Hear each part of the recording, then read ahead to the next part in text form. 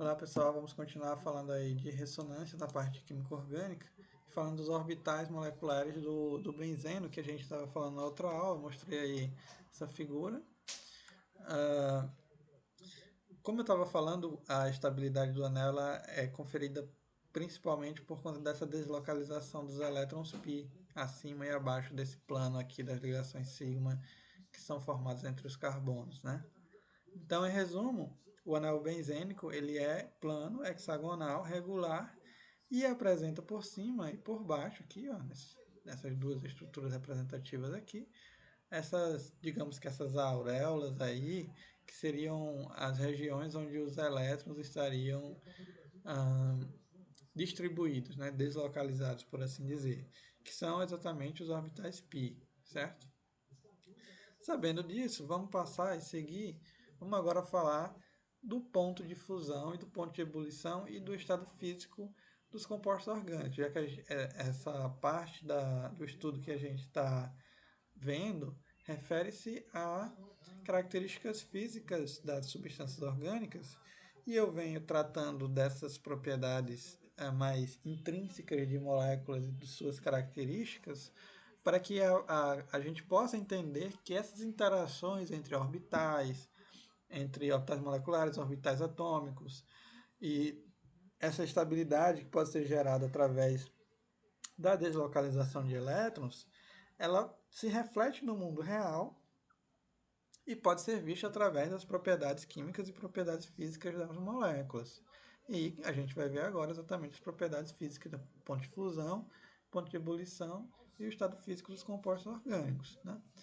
A temperatura de fusão e de ebulição e o estado físico do composto orgânico eles vão depender principalmente de alguns fatores. Das forças intermoleculares, né? A interação entre as moléculas, que existe, por exemplo, pode ser, no caso dos compostos orgânicos, ah, as forças de Van der Waals, principalmente, quando eles são apolares. Nós temos também a interação de polo, né? E nós temos também outros tipos de interações intermoleculares que podem acontecer com compostos orgânicos quando eles interagem com moléculas polares, por exemplo, tudo mais. Um outro ponto é o tamanho, né? A massa da molécula e as interações que elas podem adquirir. E aí, vamos tratar de ponto de fusão e ponto de ebulição, né? A série homóloga dos alcanos representa um bom exemplo de compostos apolares. Lembrem aí que compostos polares são aqueles que são formados por moléculas que têm diferença de momento de dipolo, né?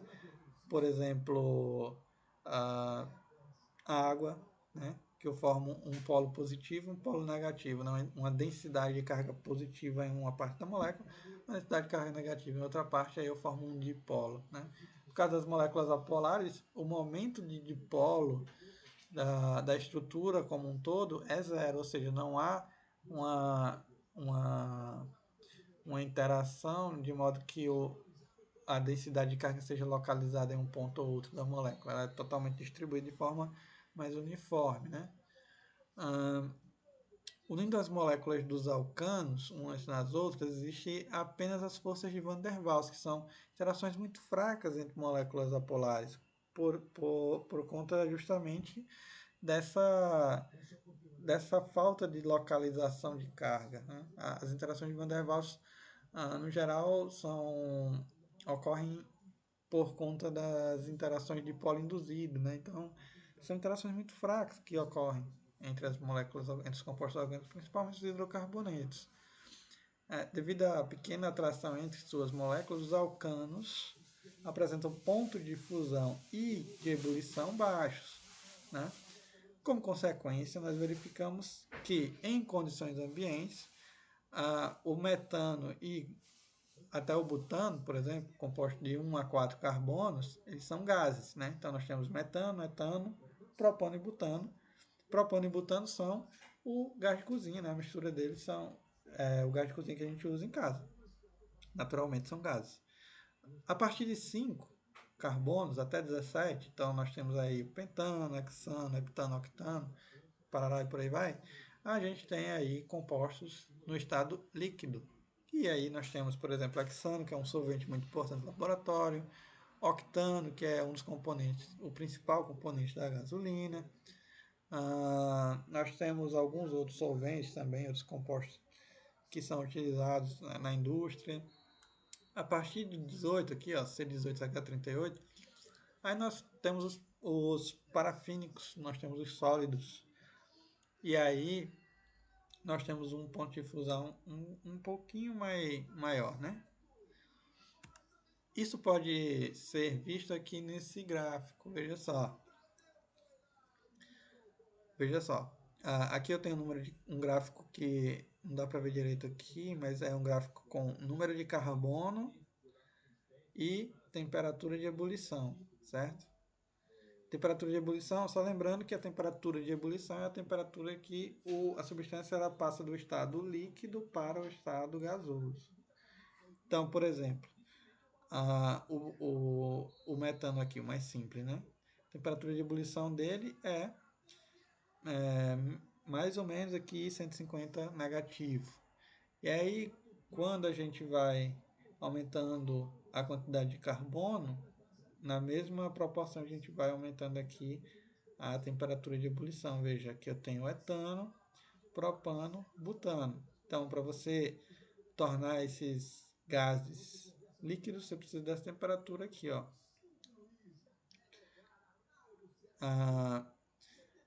Partindo aqui para 5 carbonos, aí a gente já tem no estado líquido, ó, teria, né, mais ou menos um pouco acima de zero, né, 25, mais ou menos, temperatura ambiente aqui, teria essa substância que contém carbono nessa temperatura. E aí, à medida que a gente vai aumentando a quantidade de carbono, veja, você vai aumentando também a temperatura de ebulição. Ó, aqui eu tenho 16 carbonos, a temperatura de ebulição está próxima dos 300 graus. Né? Então, ó, 16 carbonos. Se eu for aumentando mais ainda, isso aí também vai aumentando levemente nessa curva aqui. Okay?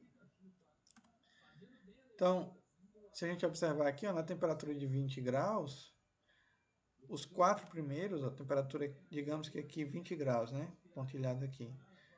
Esses 4, né? Os 4 primeiros, metano, etano, propano e butano, são gases.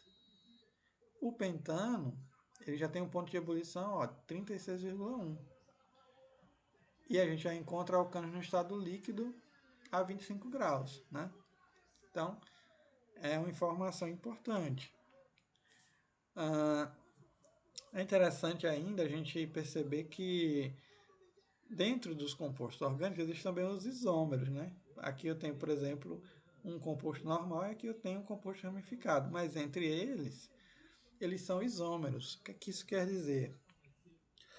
São compostos que têm a mesma fórmula molecular, mas apresentam estruturas diferentes, né?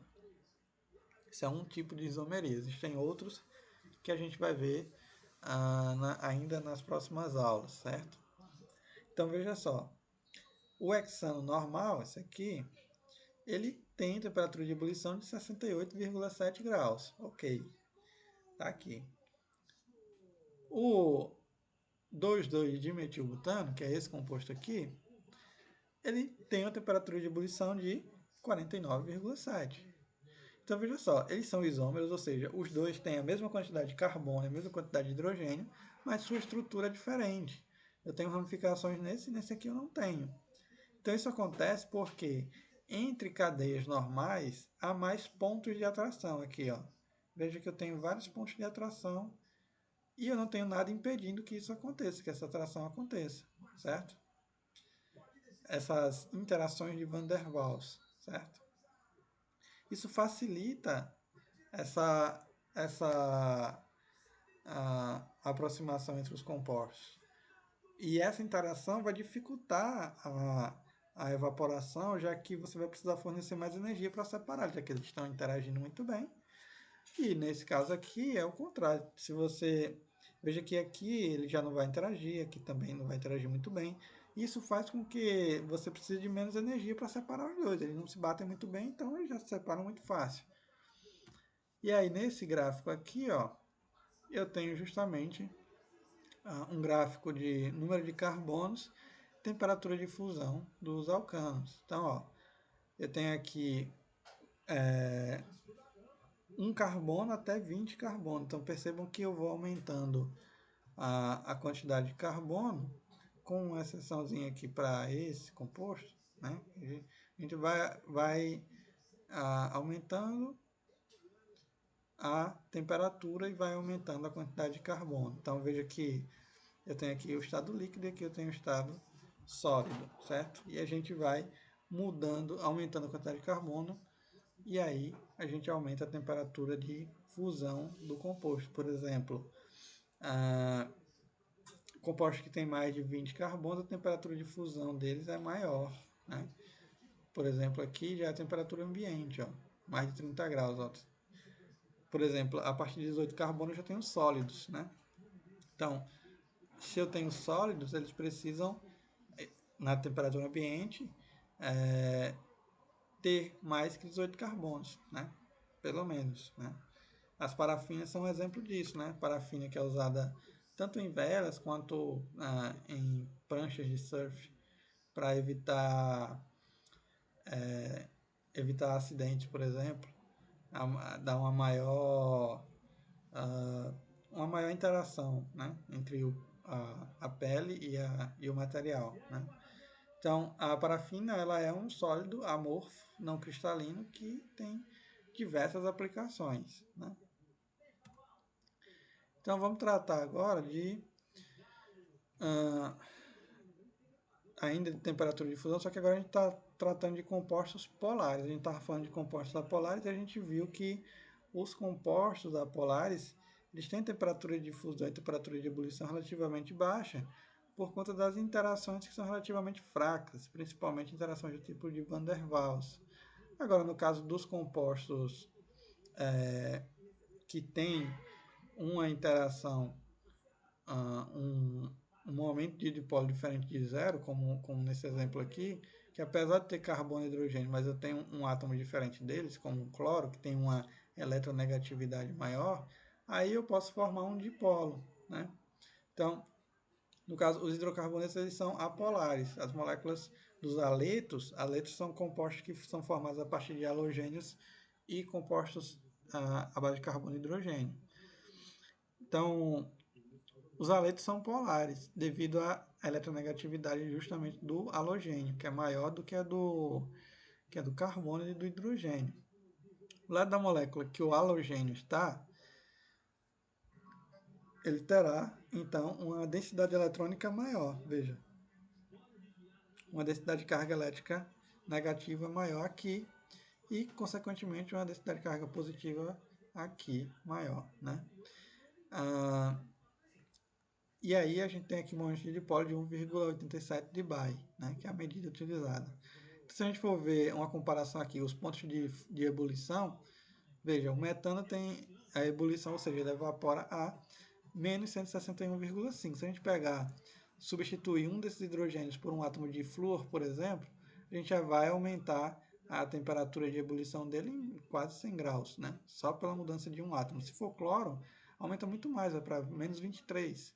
Se for bromo, vai para 4,5. Se for iodo, vai para 42 positivo. Então, vejam que só pela mudança dos átomos a gente já muda a temperatura de ebulição. E pela mudança dos halogênios também a gente percebe essa modificação por conta das interações entre os átomos. Por exemplo, aqui o átomo de flúor é mais eletronegativo, vai gerar uma densidade de carga maior aqui, e a carga nuclear efetiva dele também é muito maior do que os outros átomos. Então, ele acaba tendo uma interação um pouco mais difícil no caso, para a gente evaporar esse composto, é muito mais fácil por conta dessa carga nuclear efetiva que acaba afetando a estrutura dele.